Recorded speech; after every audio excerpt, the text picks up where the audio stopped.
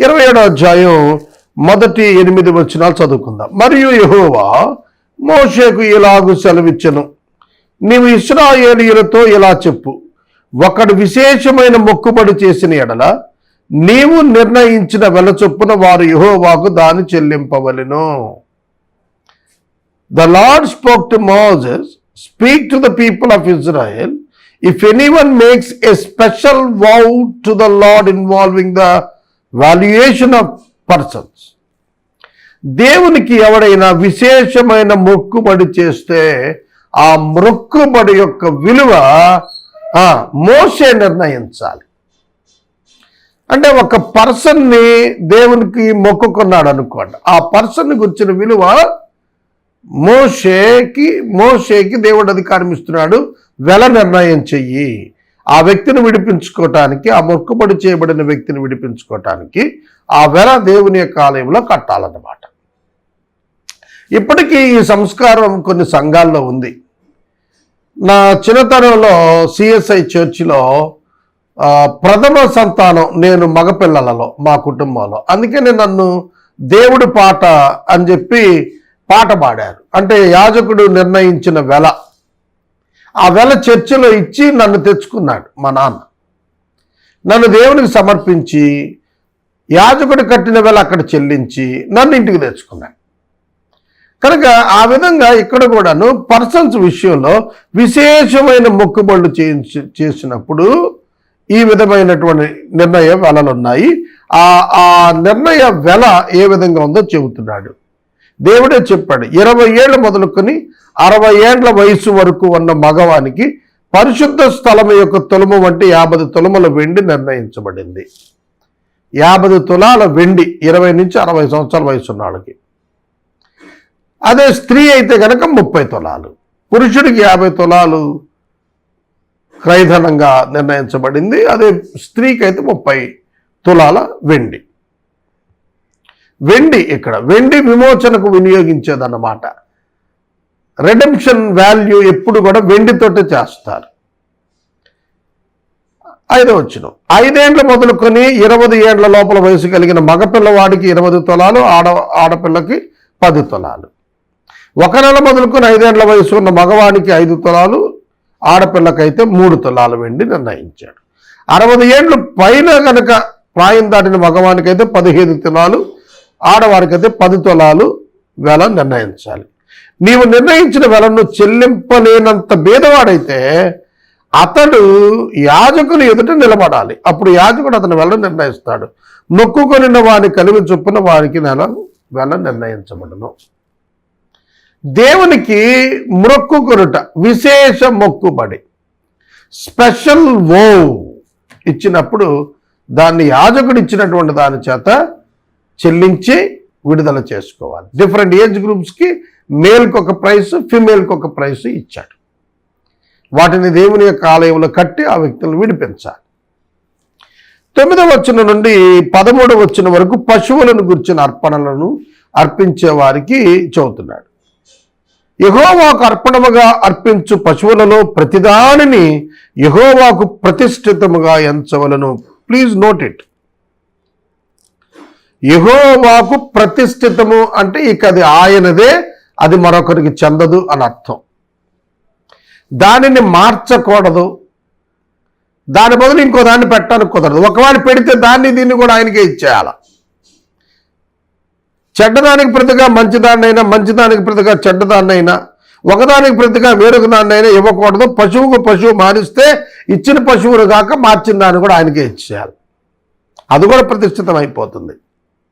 కనుక ఇవ్వబడిందే తప్ప మార్చకూడదు, ఇవ్వబడింది శ్రేష్టమైనది ఇవ్వాలి.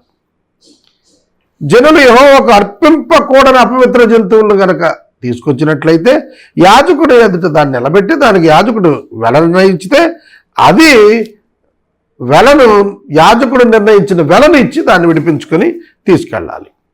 అయితే అట్టి దాన్ని విడిపింపగోరితే ఆ వెలకు 20% అంటే 5వ వంతు, 5th పార్ట్ అంటే 5వ వంతు అంటే 20% అదనంగా కలిపి ఇచ్చి చెల్లించి దాన్ని తీసుకెళ్ళాలి.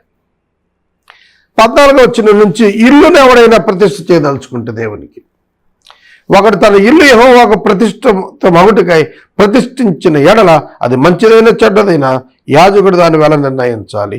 యాజకుడు నిర్ణయించిన వెల స్థిరము. యాజకుడే ఫైనల్ సెటిల్మెంట్ అమౌంట్లో. తన ఇల్లు ప్రతిష్ఠించిన వాడు దాన్ని విడిపించుకోవాలనుకుంటే 20% దానికి కలపాల. ఇల్లు ప్రతిష్ఠించేశాడు, దాన్ని మళ్ళీ విడిపించుకుంటాడు. అంటే దేవునికి ఇచ్చేస్తున్నాం అని చెప్పటం. విడిపించుకోవటానికి 20% అదనంగా కట్టాల. ఆ వాల్యూని యాజకుడు డిసైడ్ చేయాలి. తర్వాత పొలం విషయం, ఇది కొంచెం లెందీగా ఉంటుంది. 25 వచ్చిన వరకు 16 నుంచి రాశాడు. పొలం విషయంలో ఎట్లా? ఒకటి పిత్రార్జితమైనటువంటి పొలం. ఈ పిత్రార్జిత పొలాలు తల్లిదండ్రుల నుంచి సంక్రమించేటువంటి పొలాలు. యెహోవాకు వాటిని ప్రతిష్ఠిస్తే దాని చల్లబడి విత్తనముల కొల చొప్పున దాని వెలను నిర్ణయించాలి. దాని ఎక్స్టెంట్, దానిలో వచ్చేటువంటి పంటకు ఆధారమైనటువంటి విత్తనాలు ఎన్ని జరుగుతారో దాన్ని బట్టి దాని వెల ఉంటుంది. కనుక పొలం యొక్క వాల్యూ దానిలో విత్తబడేటువంటి విత్తనాలను బట్టి డిసైడ్ చేస్తారు. పందుము యవల విత్తనాలు 50 తులములు వెండి గలవి. సునాద వత్సరం మొదలుకొని ఆ పొలాన్ని ప్రతిష్ఠించిన ఎడల నీవు నిర్ణయించు వెల స్థిరం. అంటే 50 ఇయర్స్ కదా సునాద సంవత్సరం అంటే. సునాద సంవత్సరం మొదలుపెట్టినప్పుడే దాన్ని ప్రతిష్ఠిస్తే దాన్ని వెల నిర్ణయించింది స్థిరమైనటువంటిది. అందులో వేసేటువంటి విత్తనాలు పందుమైతే యవల విత్తనాలు అయితే 50 తులాలు వెండిని చెల్లించాలి. సునాద వత్సరం అయిపోయిన తర్వాత ఒకడు తన పొలాన్ని ప్రతిష్ఠించినట్టయితే యాజకుడు మిగిలిన సంవత్సరాలు లెక్క చొప్పున మరుసటి సునాద సంవత్సరం వానికి వెలను నిర్ణయించాలి. మళ్ళా వచ్చే సునాద సంవత్సరం వరకు కూడాను ఎన్ని సంవత్సరాలు బ్యాలెన్స్ ఉన్నాయో చూసి దాని వాల్యూని బట్టి అప్పుడు దానికి వెల నిర్ణయిస్తాడు. పొలమును ప్రతిష్ఠించిన వాడు దాన్ని విడిపించుకున్నట్లయితే 5వ వంతు అది అతనికి కలపాలి. అప్పుడు అది అతనిది అవుతుంది. పొలాన్ని ప్రతిష్ఠించిన తర్వాత మళ్ళా తాను తీసుకోదలుచుకుంటే 20% అదనంగా వాల్యూకి యాడ్ చేయాలి. అతడు ఆ పొలమును విడిపింపని ఎడల వేరొకరికి దాన్ని అమ్మిన ఎడల మరి ఎన్నటికీ దాన్ని విడిపించడానికి వీలు కాదు. ఒకసారి ఆ పొలాన్ని కనుక వేరే వాళ్ళకి అమ్మేస్తే వేరొకరు విడిపించేసుకుంటే ఇక దాన్ని మళ్ళా ఇతని పేరుకు వచ్చే అవకాశం లేదు. ఆ పొలము సునాద సంవత్సరం విడుదల కాగా అది ప్రతిష్ఠించిన పొలం వలె యెహోవాకు ప్రతిష్ఠితమవుతుంది. ఆ స్వాస్థ్యము యాజకునిది అవుతుంది. ఒకడు తాను కొనిన పొలమును అనగా తన స్వాస్థ్యములో చేరని దానిని యెహోవాకు ప్రతిష్ఠిస్తే, తన స్వాస్థ్యం కాని దాన్ని వాడు ప్రతిష్ఠిస్తే యాజకుడు సునాద సంవత్సరం వరకు నిర్ణయించిన వెల చొప్పున అతనికి నియమించాలి. ఆ దినమందే నీవు నిర్ణయించిన వెల మేరకు యెహోవా ప్రతిష్ఠితము దాన్ని యెహోవాకు చెల్లించాలి. యాజకుడు ఈ సివిల్ మ్యాటర్స్లో ఫైనల్ అథారిటీగా దేవుడు ఏర్పాటు చేశాడు. అతడు ఎంత నిర్ణయిస్తే దాన్ని వాళ్ళు చెల్లించాలని తెలియజేస్తున్నాడు. నీ వెలలు అన్నీ కూడా పరిశుద్ధ స్థలం యొక్క వెల చొప్పున నిర్ణయించాలి. 1 తులము 20 చిన్నాలు.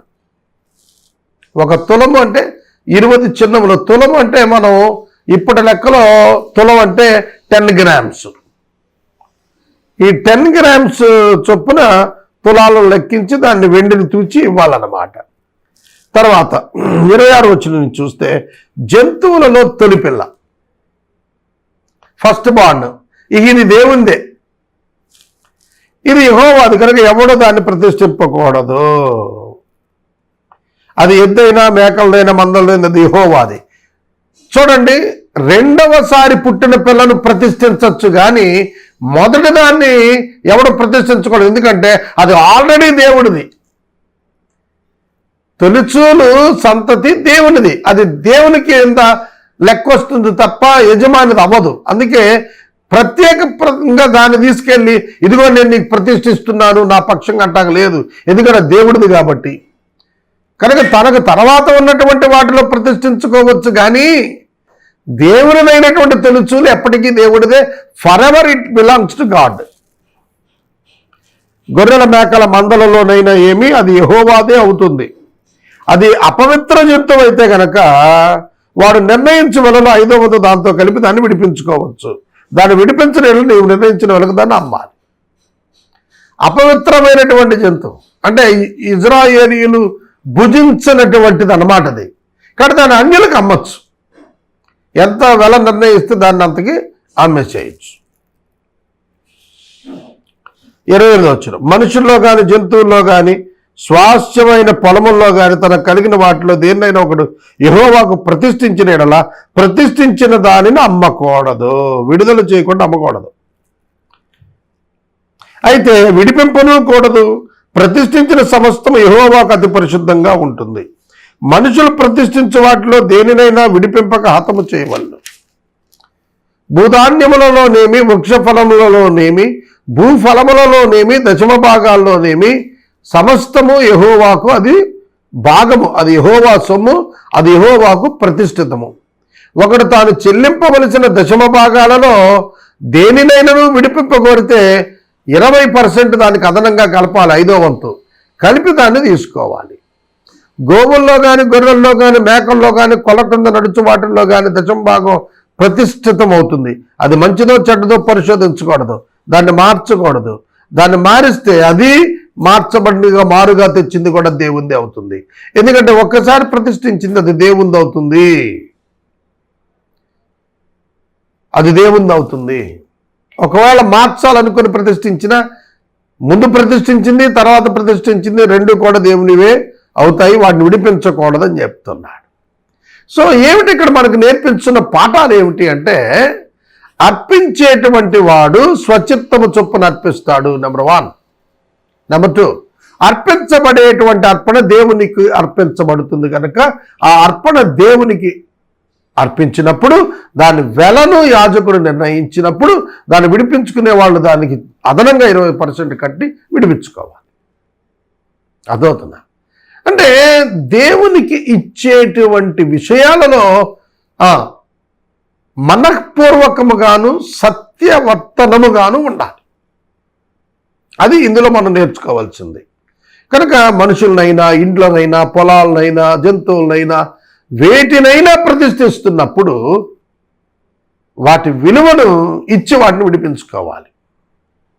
దేవా ఇల్లు నీకే అని అన్నాడు అనుకోండి, దాని వెల యాజకుడు నిర్ణయించిన దాన్ని ఇచ్చి మళ్ళీ దాన్ని వెనక తెచ్చుకుంటాడు. అలా జంతువుల విషయంలో కూడా. కనుక దేవుని యొక్క వాక్యం మనం గమనిస్తున్నప్పుడు ఫస్ట్ ప్రయారిటీ టు గాడ్, దేవునికే మొదటి స్థానము. రెండవది దేవునికి ఇచ్చినటువంటి దాని విషయంలో ఎక్కడ రాజీ పడకూడదు. అలాగే తొలుచూలుల విషయంలో వాటిని అవి దేవునివే కనుక వాటిని అర్పించకూడదు.